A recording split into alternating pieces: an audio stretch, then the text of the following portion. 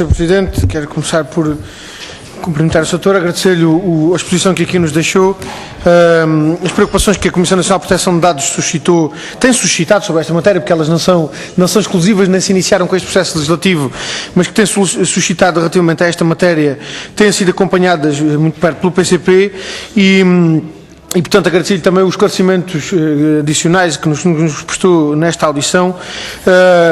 Não vou repetir questões que já foram colocadas, aliás, as questões que já foram colocadas em anteriores intervenções esgotarão, digamos assim, o âmbito das questões que da parte do PCP haveria a colocar sobre esta matéria.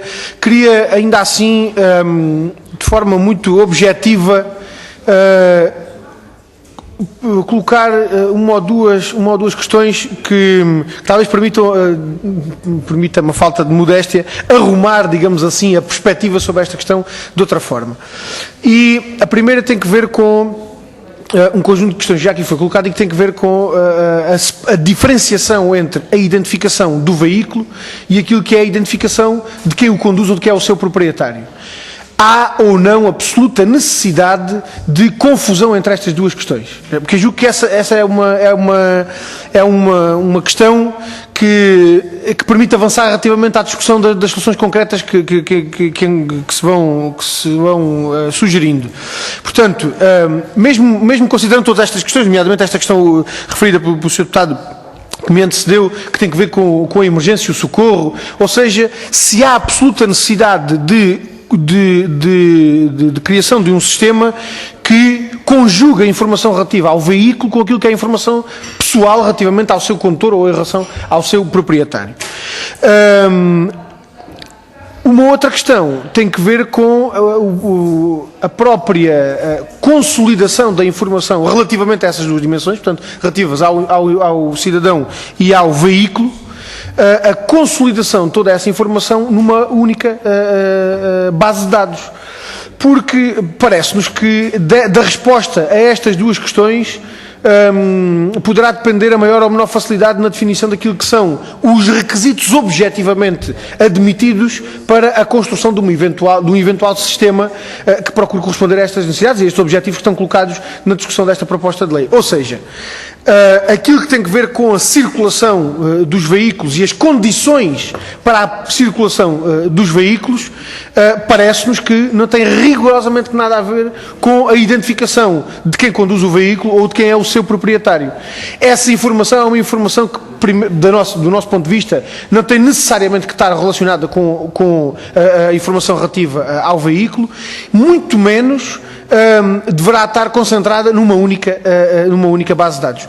E, portanto, assumindo esta perspectiva, aquilo que é a definição do sistema que em concreto se venha a adotar, parece-nos que pode estar já suficientemente balizado se à partida houver uma resposta a estas questões. Não queria ainda deixar de colocar uma outra questão que tem que ver com um reparo que aqui fez, que julgo que já resultava até do próprio do próprio parecer da Comissão Nacional de Proteção de Dados e que tem que ver com a questão da utilização do sistema por satélite e daquilo que ele permite ou não e daquilo que deve ou não deve permitir-se com a utilização de um sistema deste tipo. Há alguma perspectiva comparada com outros países na utilização destes sistemas que possa ser mobilizada para a nossa reflexão neste âmbito? Ou seja, se na utilização destes sistemas, portanto, nesses sistemas que colocou em alternativa, se há ou não, do ponto de vista comparado com outros países, com outras realidades, alguma experimentação que nós possamos carrear na reflexão em relação a este processo legislativo ou não? Porque eu julgo que isso podia ser útil, não só na aferição das vantagens que têm este tipo de sistemas, mas também naquilo que são os perigos que se suscitam. Porque, da nossa perspectiva, há uma preocupação que temos de fundo. Qualquer base de dados suscita um problema quanto à sua má utilização.